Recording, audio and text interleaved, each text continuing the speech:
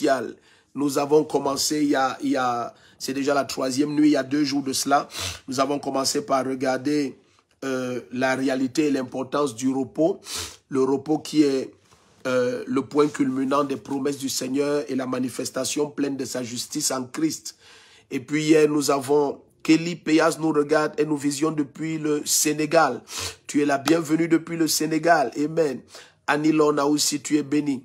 Donc, et puis, pendant la nuit d'hier, nous avons regardé le tout premier ennemi et le géant, tout premier géant qui s'oppose au repos. Nous avons regardé la dépression et nous avons vu que la dépression est symbolisée par les Hittites. Et nous avons vu une femme comme Rebecca dit qu'elle est énervée, elle est épuisée, elle est dégoûtée de la vie à cause des filles de Heth, à cause des Hittites que Esau avait épousées. Et nous avons longuement regardé le mystère des Hittites. Nous avons vu que c'est devant les Hittites que Abraham s'est prosterné et c'est dans le territoire des Hittites qu'il a acheté la tombe à Macpéla, là où il a été enterré avec son épouse et Rebecca et Isaac et ainsi de suite. C'était vraiment un lieu de lamentation et de deuil. C'était le lieu où tous les patriarches de la foi se sont lamentés.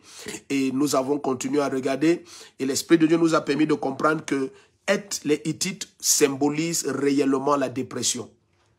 Et puis nous avons par la grâce de Dieu regardé les armes, non seulement les armes de dépression, mais aussi les instruments de Dieu pour triompher de la dépression. Et nous allons aller très vite cette nuit parce que nous avons à peine 1 heure et nous avons vu que même les 2 heures passent très vite. Imagine 1 heure.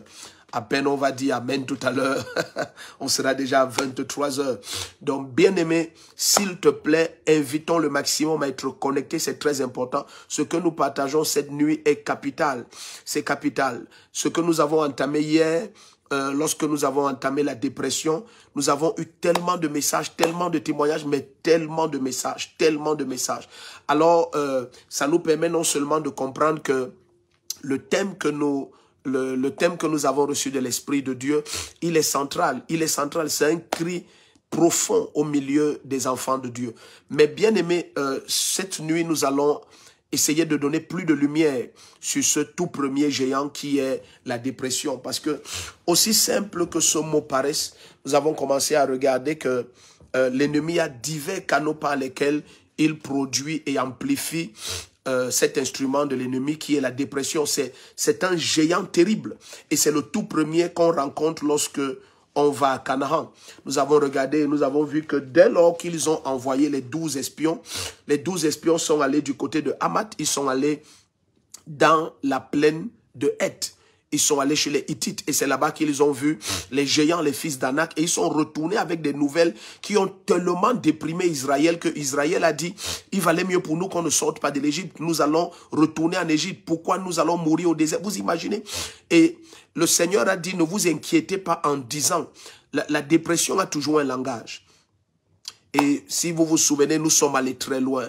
Oh, depuis le Togo, Fabienne Johnson nous suit depuis le Togo. Vous êtes la bienvenue, vous êtes très nombreux déjà connectés.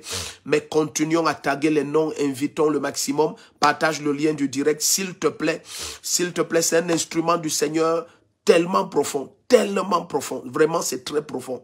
Et nous avons commencé en fait, nous avons avancé avec et nous avons regardé beaucoup d'autres choses et beaucoup d'autres domaines. Et je te faisais la remarque par l'Esprit de Dieu que si les filles de Heth sont capables de déprimer une femme comme Rebecca, parce que Rebecca c'est une femme de prière, elle nous est présentée comme celle qui a questionné le Seigneur lorsqu'elle avait des mouvements inhabituels dans son ventre. Et le Seigneur lui a clairement révélé le destin éternel des enfants qu'elle avait dans son ventre. Donc c'est une femme très spirituelle. Donc certaines choses vont être éclairées parce qu'il faut plus de lumière dans certains domaines lorsque nous entamons le thème du repos complet en Christ. Certaines choses doivent être partagées afin qu'il y ait une parfaite lumière et une claire connaissance sur un sujet aussi profond et sensible. Jude de Lablac nous suit depuis Londres. Tu es la bienvenue depuis Londres. De quelque partie du monde où vous nous visionnez pour la première fois, si vous nous laissez connaître, alléluia, si vous nous laissez connaître, vous êtes bénis. La grâce de Dieu est sur vous tous, la main du Seigneur vous comble au nom puissant de Jésus. Vous êtes bénis. Ok, donc nous allons aller dans le livre de 2 Rois chapitre 4. 2 Rois chapitre 4. 2 Rois chapitre 4.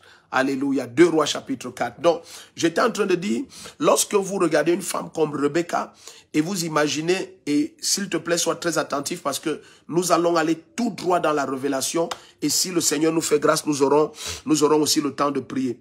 Donc, je disais, lorsque tu te retrouves en face des gens aussi profondément spirituels comme Rebecca, mais qui se retrouvent déprimés par les filles des Hittites, c'est pour te montrer le type de caractère et de présence que ces Hittites portaient. Et vous vous souvenez, je vous ai dit que le prince des Hittites, leur roi, finalement, son nom est devenu le nom d'un mauvais esprit. C'est comme lorsqu'on parle de Jézabel. Hier, je vous ai parlé de Ephron. Et je vous ai dit, Ephron, c'est le nom d'un très mauvais esprit, d'un esprit terriblement démoniaque. Et certains noms sont comme ça. Ce sont des noms qui sont devenus des noms des entités mystiques. Et je vous donne l'exemple simple de Jézabel. Donc, c'est un esprit qui oppresse. Nous avons vu par exemple le cas de Saül. La Bible dit que Saül avait un esprit méchant qui venait sur lui et qui le tourmentait.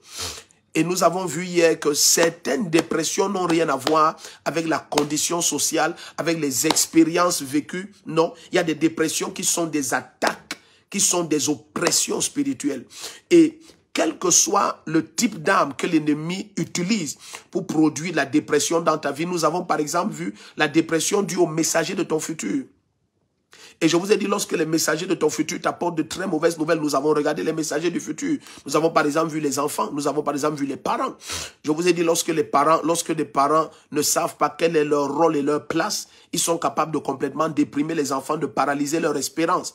Nous avons vu que lorsque les enfants sont terriblement attaqués, les enfants sont aussi des messagers de ton futur. Parce que quoi que ce soit qui est glorieux dans ton futur, c'est toujours attaché à la qualité de tes enfants.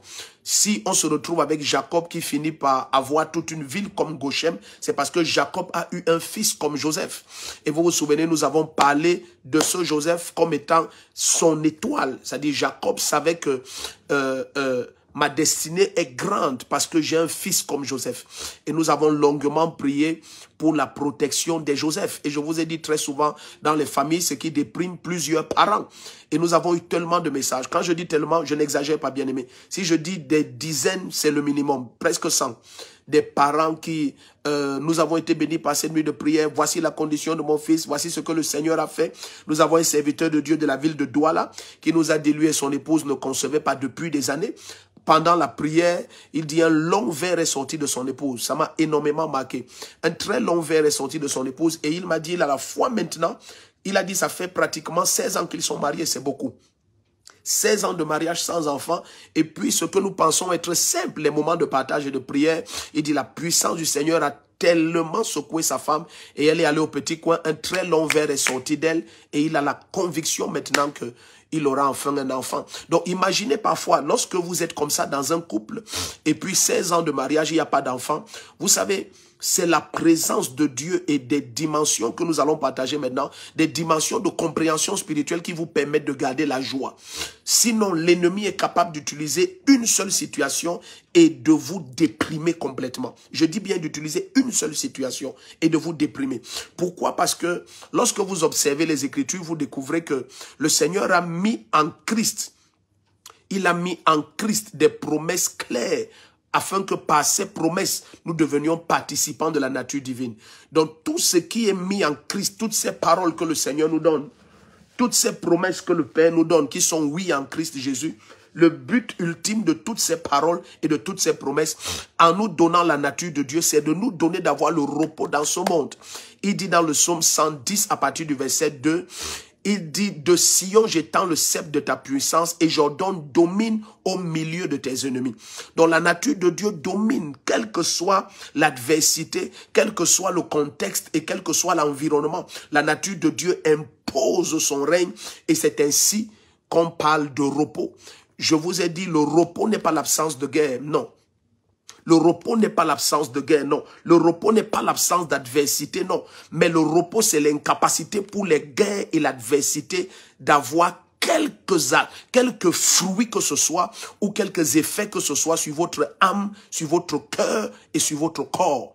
En fait, c'est ça le repos. C'est l'incapacité pour l'adversité, l'incapacité pour les guerres, l'incapacité pour les contradicteurs d'avoir le moindre effet sur votre âme, le moindre effet sur votre cœur ou sur votre corps.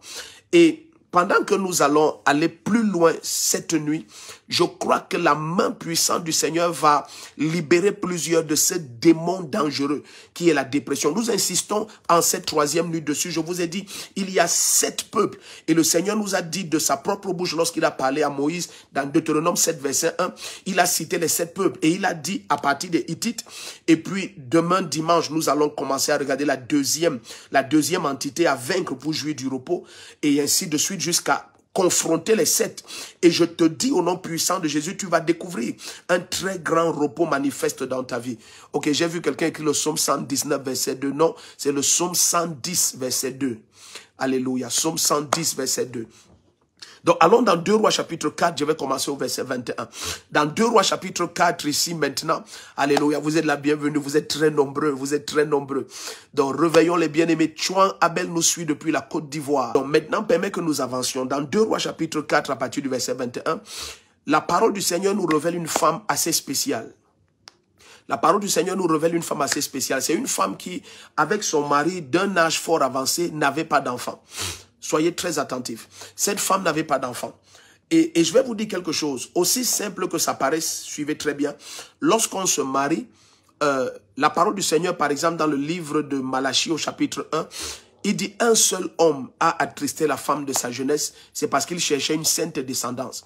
Ça veut dire que lorsqu'on se marie, l'un des fruits immédiats qu'on attend lorsqu'un foyer se constitue, c'est la progéniture. C'est la progéniture. Si vous voyez la parole du Seigneur parler de la prière de Isaac, la parole du Seigneur dit Isaac pendant 20 ans pria pour avoir un enfant. Si vous voyez Joseph finit par être clair envers, pas Joseph, Jacob. Si vous voyez Jacob finit par être clair envers Laban pour son retour dans sa concession familiale, c'est lorsque finalement son épouse bien-aimée Rachel lui a conçu Joseph. Donc c'est pour dire qu'il y a une grande satisfaction lorsque un couple conçoit. C'est le but. C'est le but. Ça, c'est une des missions premières du couple. C'est aussi de procréer. Mais très souvent, l'ennemi utilise ce qui est le fruit comme une frustration. C'est comme lorsque vous semez une plante. Le but ultime de semer cette plante, c'est qu'elle porte du fruit. La productivité est toujours l'ultime but d'une œuvre. Quoi que ce soit que vous fassiez, il y a des fruits que vous attendez. Et le fruit est l'expression même. Le fruit est l'expression même de la bénédiction du Seigneur. Parce que le Seigneur les bénit et il dit allez et multipliez-vous. Le fruit est l'expression de la bénédiction. Suivez très bien ce que nous partageons. On n'a pas beaucoup de temps, mais je te dis, ça va changer ta vie. Le fruit est l'expression de la bénédiction. Donc très souvent, le diable utilise le manque de fruits pour frustrer ton cœur en ce qui concerne la réalité de ta bénédiction en Christ. Parce qu'en Christ, nous sommes bénis de toute bénédiction spirituelle. Je vous ai dit, en Christ, il y a tellement de dépôts. Il y a tellement de profonds dépôts en Christ pour produire non seulement la nature de Dieu, mais en produisant cette nature de Dieu que nous commandions le repos au milieu de toute adversité. Alors très souvent, ce que l'ennemi fait, c'est de frustrer la fructuosité. Et cette femme est dans cette condition. Nous sommes dans 2 Rois 4 à partir du verset 21. Lorsque vous travaillez, par exemple, le fruit de votre travail, de votre effort, c'est le salaire. Lorsque vous investissez, le fruit de vos investissements, c'est le bénéfice. Est-ce que vous comprenez ce que nous disons? Donc très souvent, ce que l'ennemi fait, c'est qu'il attaque la fructuosité. Et quand il attaque la fructuosité, le but, c'est de te faire avoir des doutes sur la bénédiction. Nous avons par exemple vu hier le cas de quelqu'un comme Jean-Baptiste. Jean-Baptiste s'est retrouvé en prison et il a envoyé... Vous imaginez, Jean-Baptiste était déprimé à l'extrême. Déprimé à l'extrême, à l'extrême. Jean-Baptiste a envoyé des gens demander à Jésus, es-tu celui qui doit venir? Maintenant, tu pourrais simplement penser que non, mais attends, ça arrive aux autres. Faites très attention. Faites très attention. Ces 7 nuits, elles ne sont pas ordinaires. Faites très attention d'aller croire que ce que vous voyez fréquent dans l'église n'est fait que pour les autres. Vous serez très naïf d'avoir ce genre de pensée. Jean-Baptiste est présenté par Jésus, pas pas comme un prophète, mais comme un oracle, une voix qui crie au désert. Il dit, êtes-vous allé voir un prophète? Il dit, non, c'est plus qu'un prophète. Donc, Jean-Baptiste est quelqu'un de tellement spirituel. Jean-Baptiste est rempli de l'esprit depuis le sein de sa mère. Jean-Baptiste a une vision divine extraordinaire. Il dit, celui qui m'a envoyé baptiser m'a dit, son écoute de Dieu est très profonde. Jésus le présente comme le plus grand homme né d'une femme. Ça veut dire que de la race d'Adam, Jean-Baptiste est le point culminant. Il est le point culminant. Personne n'est jamais sorti des entrailles d'une femme et a dépassé Jean-Baptiste. Et ce monsieur, Satan, a été capable de le déprimer. Donc, arrivé à un moment donné, je vous ai dit qu'il y a la dépression qui est due à l'isolation. Suivez bien ce que nous partageons là. Je suis en train d'aller vite comme ça parce que nous voulons exploiter ce court temps et donner le maximum de lumière. Je dis, Jean-Baptiste s'est retrouvé dans une position de dépression profonde. Et hier, nous avons parlé de ce type de dépression qui est due à l'isolation. Jean-Baptiste a vu tous les apôtres qu'il a bâtis, tous les disciples, pardon, qu'il a bâtis pendant des années s'éloigner de lui et aller vers Jésus-Christ. Jean-Baptiste s'est retrouvé seul en train de confronter le roi de l'époque. Jean-Baptiste s'est retrouvé en prison et quelqu'un qui était suivi par des foules, quelqu'un qui était, la Bible dit que tout Israël allait à lui. Oh, ce terme est très fort. Tout Israël allait à lui. Des autorités les plus élevées jusqu'aux personnalités les plus insignifiantes, entre guillemets, de la société, tous allaient à Jean-Baptiste. Ce monsieur, tout d'un coup, s'est retrouvé seul. Ses disciples lui ont dit, voici que tous vont à Jésus. Et il a dit de sa bouche lui-même, il faut qu'il croisse et que je diminue. Mais bien aimé, l'ennemi a utilisé cette position de diminution, si tu permets cela, pour tellement déprimer Jean-Baptiste. Et nous avons regardé certains cas de ces âmes d'isolation en ce qui concerne ce démon qui est les Hittites. Nous avons vu par exemple le cas du prophète, le prophète Élie. Élie a dit, je suis resté moi seul. Dans cette pensée qu'il avait qu'il est seul. Et c'est pour ça que hier nous avons partagé sur le fait que tout chrétien devrait avoir une profonde. Quand je dis profonde, si vous me donniez votre attention, j'allais vous dire quelque chose de terrible ici. Tout chrétien doit développer une profonde. Profonde, c'est un mot français qui n'est pas très fort. Une intimissime communion avec le Saint-Esprit. Bien aimé, le Saint-Esprit est capable de te faire connaître la présence de Dieu et des anges et des êtres célestes à un tel point que tu ne peux jamais être isolé. Jamais. Donc, Jean-Baptiste n'étant pas de la race de laquelle nous sommes. Jean-Baptiste était le point culminant de la race du premier Adam. Alors Jean-Baptiste n'avait pas ce genre de communion avec le Saint-Esprit. Jean-Baptiste s'est senti seul, comme Élie s'est senti seul. Ils ont tellement déprimé. Vous vous souvenez, Élie a demandé la mort. Élie de sa bouche a demandé la mort. Et je te dis, ça c'est l'une des armes que les Hittites, ce démon qui est symbolisé par les Hittites en ce qui concerne le repos à Canaan, c'est une des armes qu'il utilise, c'est l'isolation. Et nous avons pour l'isolation, nous avons regardé, si vous vous souvenez bien, je fais ce rappel à dessein. Nous avons regardé le psaume 69. Ceux qui se souviennent, ce n'était que hier. Nous avons regardé le psaume 69 et je te montrais dans le psaume 69 que ce monsieur déprime, nous étions au verset 21 et 22, ce monsieur déprime autant à l'extrême dans le psaume 69 parce qu'il dit, je cherche quelqu'un qui me console et je n'en vois aucun. Il dit, lorsque je crie que j'ai faim, on me donne du poison. Et il dit, lorsque je dis que j'ai soif, on me donne du fiel de vinaigre.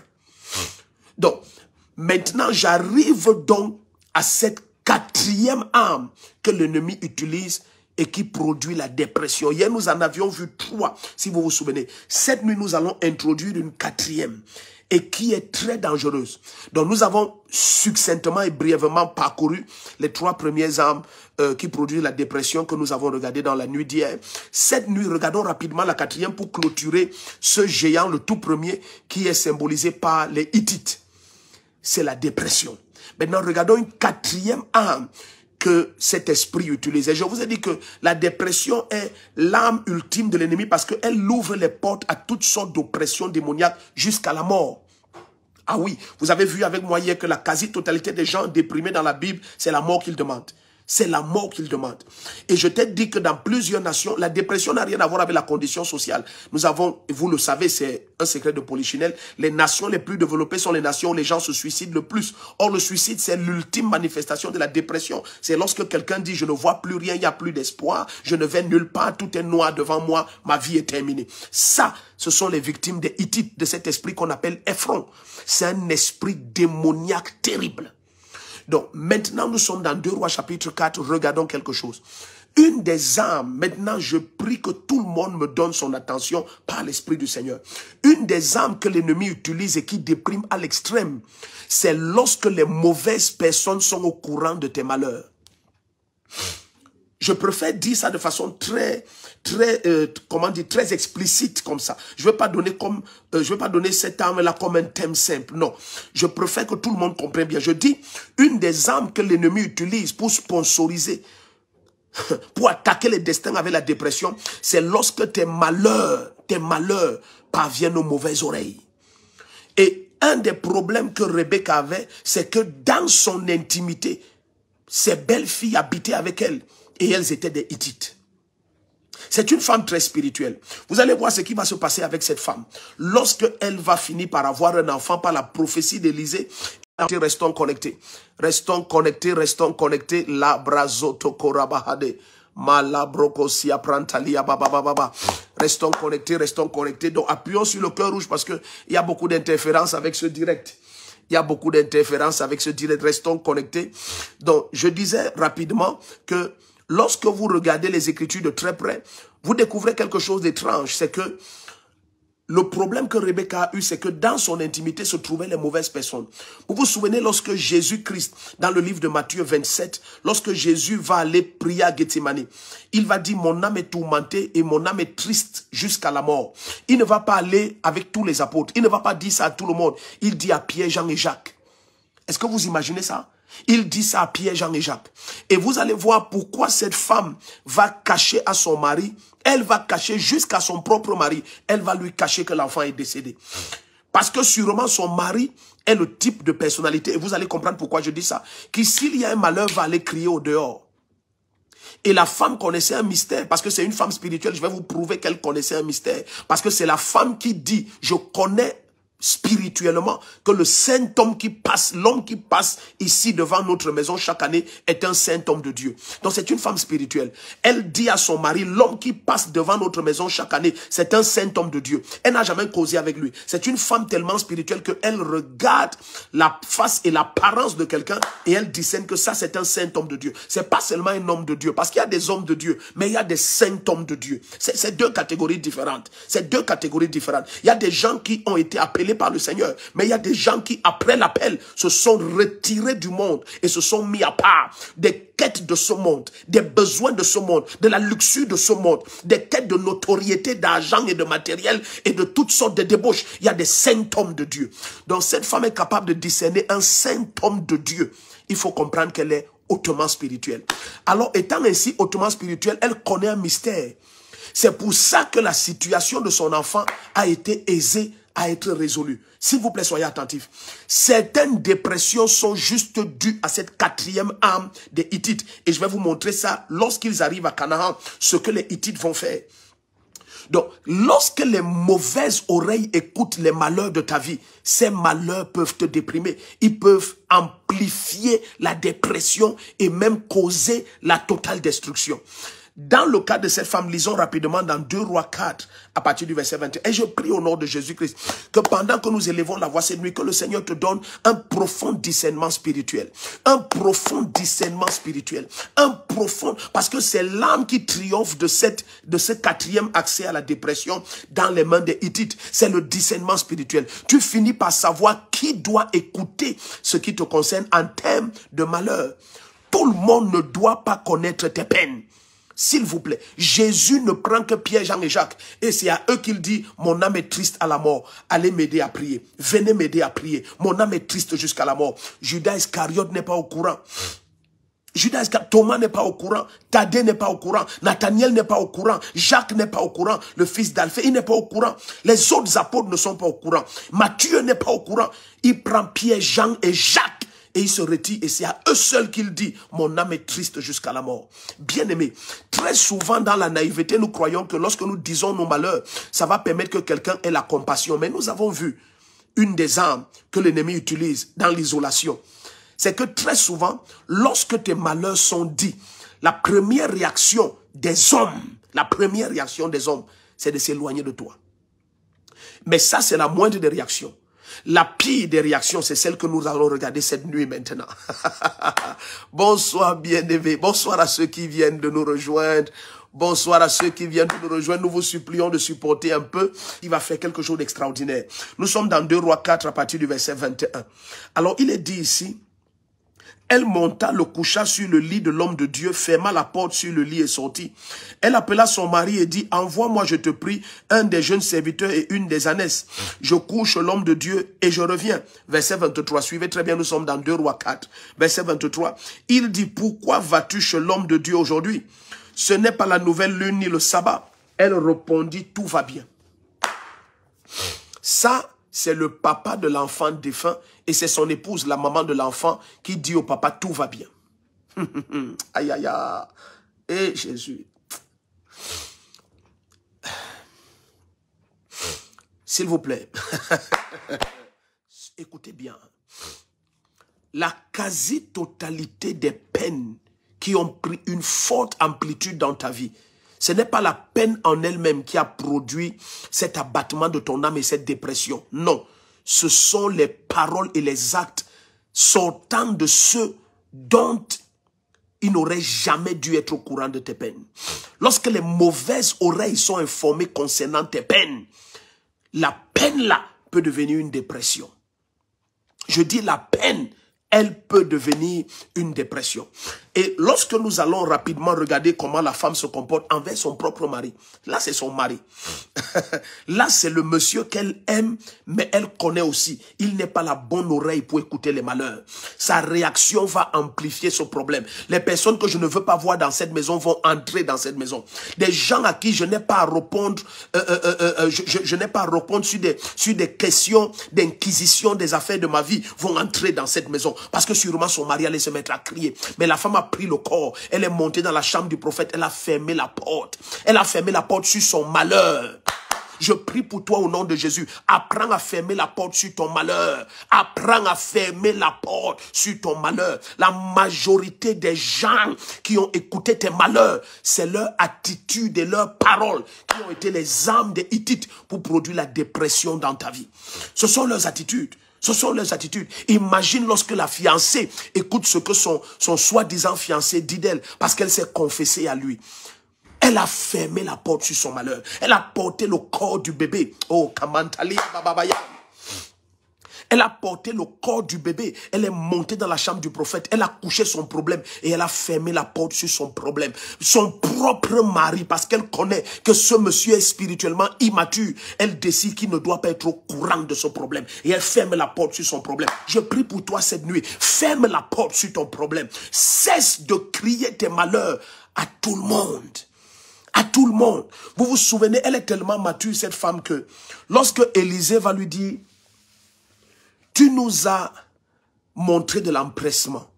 Tu m'as construit une chambre quasiment en dur et tu as équipé cela pour que quand je passe, que je réside chez toi à l'abri dans cette chambre. Qu'est-ce que je peux faire pour toi? Est-ce que je parle en bien de toi au roi ou au général de l'armée? Parce que Élisée, les rois l'appelaient papa, il était le père spirituel des rois.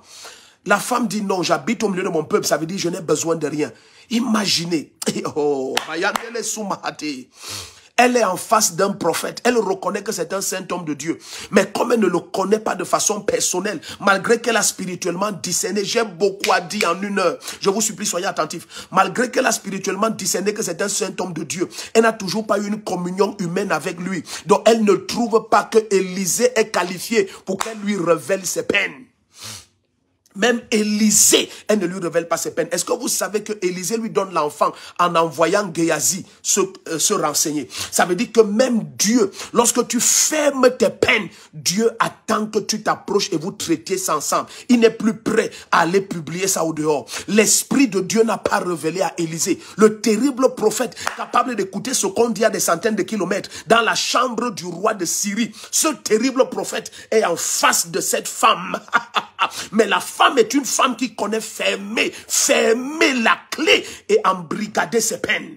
Cette femme connaît traiter ses peines avec Dieu. Elle connaît s'agenouiller, pleurer jusqu'à ce que le Dieu Tout-Puissant console son cœur. Elle connaît faire cela. Les kapayatolomehe. Malo brokosi parabashanta. Elle connaît faire ça.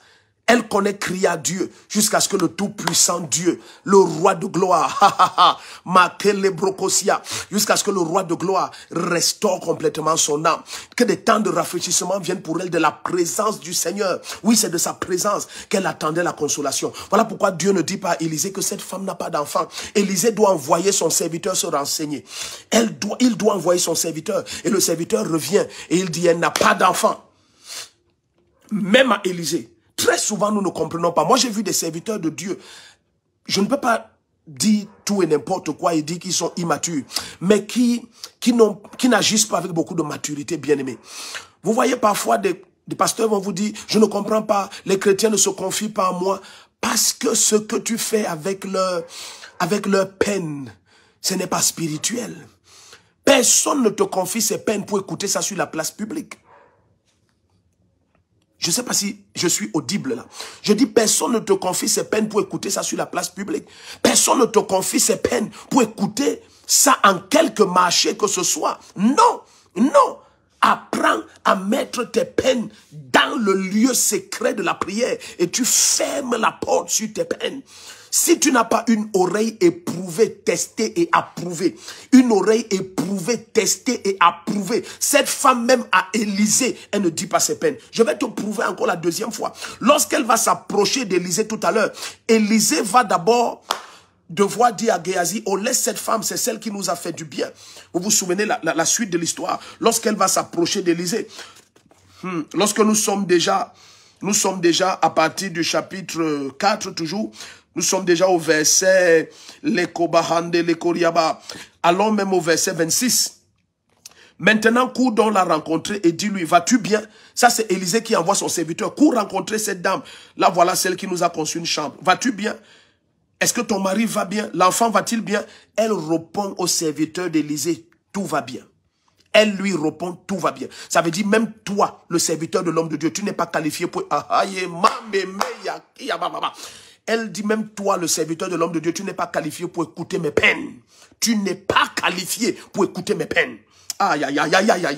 Je suis en train de parler par l'Esprit de Dieu à quelqu'un. Ils sont trop nombreux qui commettent cette erreur. Et ça a créé beaucoup de dépression. Beaucoup de dépression. Quand les histoires secrètes de ton foyer parviennent dans de mauvaises oreilles, l'état de ton fils, de ta fille parvient dans de mauvaises oreilles, ce qui devait être gardé secret dans le lieu de la prière, et tu cries à Dieu. Voilà pourquoi le Seigneur convoque cette nuit, bien-aimé. Je vous dis au nom puissant de Jésus, si tu as de l'amour encore pour un chrétien, connecte-le à ces 7 nuits de prière. Connecte-le. Vous ne pouvez pas savoir ce que les chrétiens expérimentent dans leur maison, même dans l'église de nos jours. Même dans l'église de nos jours. Certains maintenant ne sont même plus à l'aise dans l'église, de nos jours dans l'église. Parce que tu ouvres ton cœur à un frère, tu ouvres ton cœur à une sœur. Pire encore, tu ouvres ton cœur à un pasteur soi-disant. Et il augmente tes peines. Il augmente tes peines. Ce qui était dans ton cœur et tu pleurais dans la présence de Dieu. Tu écoutes ça maintenant dans les journaux et sur les réseaux sociaux. Oh Seigneur Jésus.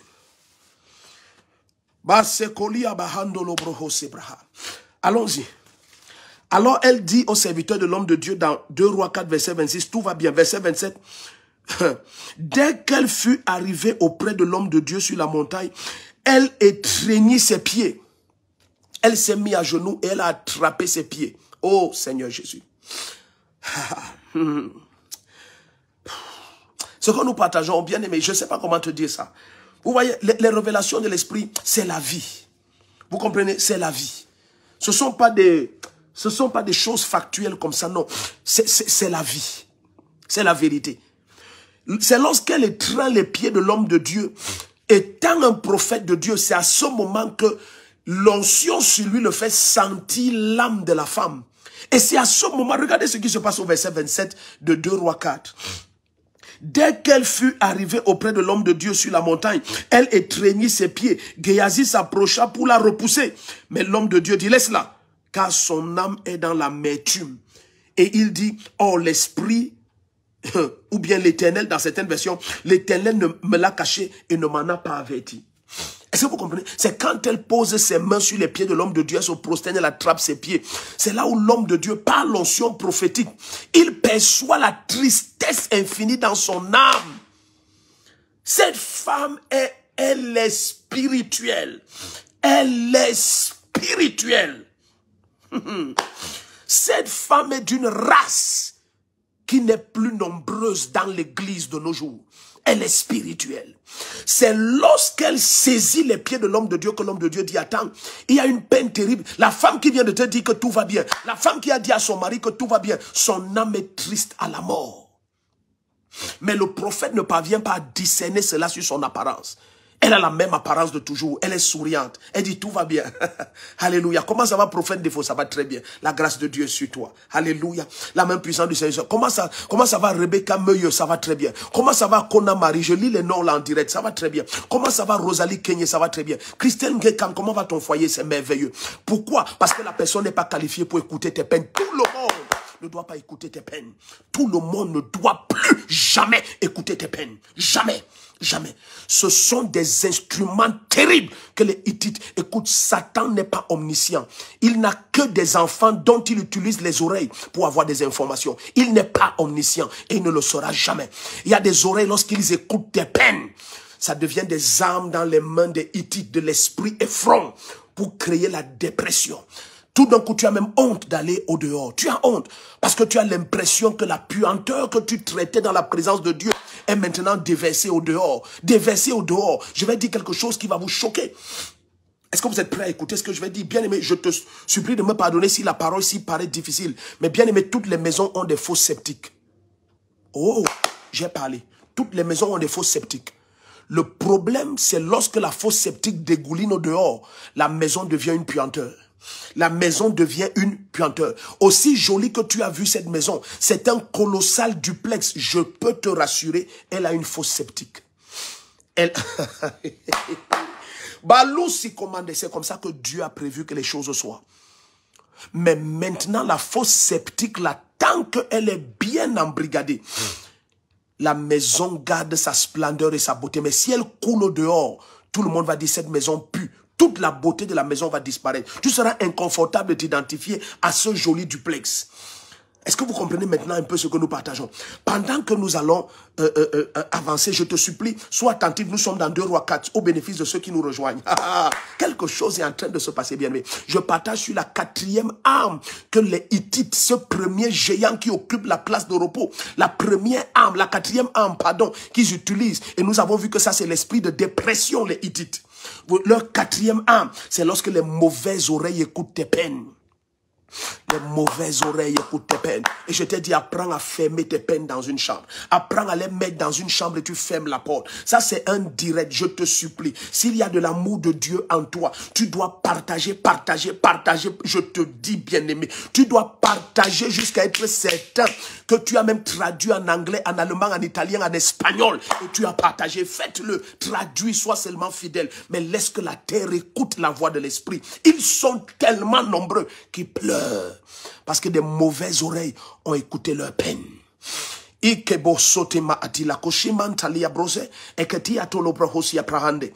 Regarde, bien-aimé.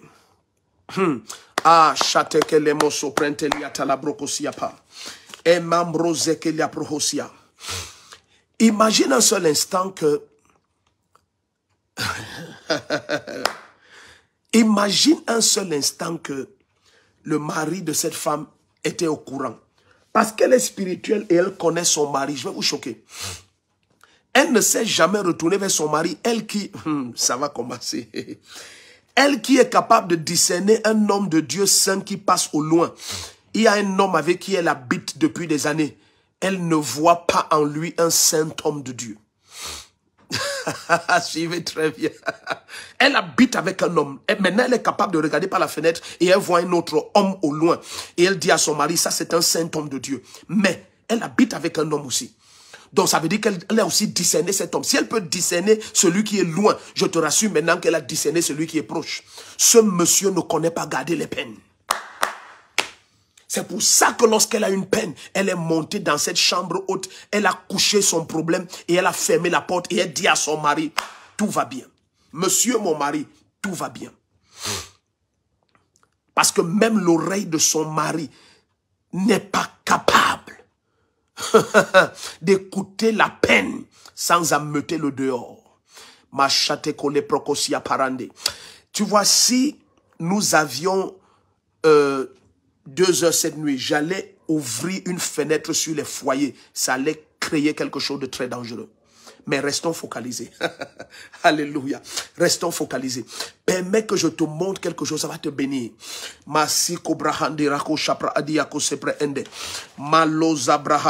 Allons dans le livre de Genèse. Rentrons d'abord dans ce Genèse 27. Je vais te montrer quelque chose. Allons dans Genèse 27, verset 46. Merci Saint-Esprit. Bienvenue. Tous ceux qui nous rejoignent. Alléluia.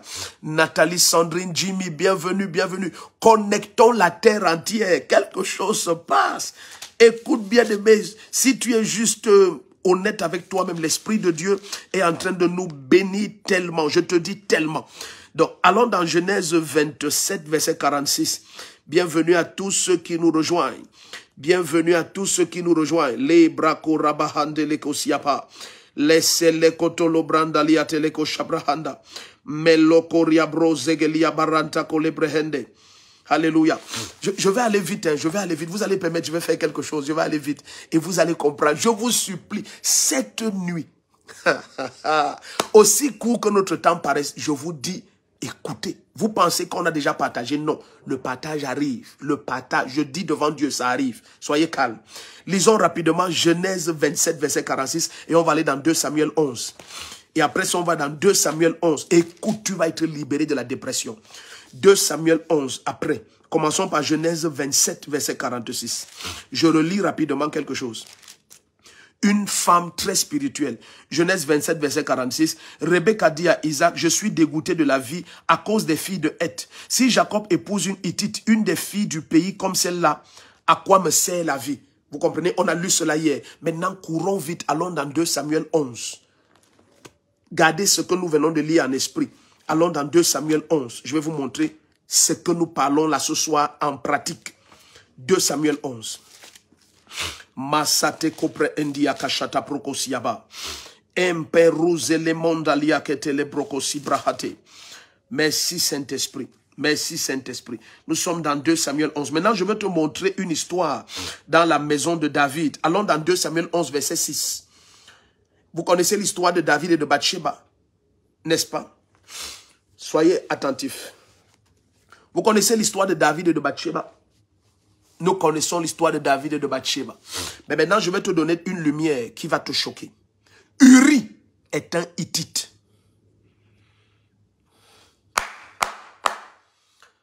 Fais attention à ceux qui écoutent tes peines. Je vais aller doucement. Il n'y a aucun moyen de justifier l'acte de David. Non, aucun moyen. En fait, c'est parce que David a voulu dissimuler son péché que l'épée est entrée dans sa maison. Il n'y a aucun moyen. Permettez-moi de vous faire voir quelque chose. L'épée qui va entrer dans la maison de David, vous savez, lorsque vous êtes spirituel, la parole du Seigneur dit quelque chose qui est important, que dans le livre de 1 Corinthiens,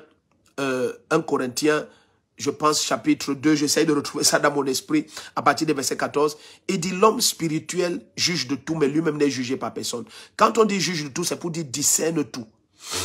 Vous voyez, tout ce qu'on sait au bout, c'est que David, en dissimulant son péché, a invité l'épée dans sa maison. L'épée est entrée dans la maison de David. Mais bien aimé, au début, qu'est-ce que David n'a pas discerné? David n'a pas discerné que de quelque manière, suivez très bien, et vous allez découvrir que Tout au long des Écritures, ça va être comme ça. La quasi-totalité des grands malheurs générationnels qui vont entrer dans la maison de certains saints du Seigneur, ça va venir des Hittites. Le premier que je vais regarder rapidement, c'est Uri. David avait mis, la Bible dit que Uri faisait partie du conseil secret de David. Et Seigneur Jésus-Christ, qui écoute tes peines? Ça veut dire que si Uri était dans le conseil secret de David, Uri est très bien placé pour connaître que tous les ménages de David sont des catastrophes. Tous ces foyers sont des catastrophes. Tous ces foyers sont des catastrophes. Permettez que je lise cette histoire. Quelque chose est en train de se passer. Regarde. La Bible dit... oh, merci Seigneur. Commençons au verset 3. David, nous sommes dans 2 Samuel 11, à partir du verset 3. David envoya prendre des informations sur cette femme. On lui dit,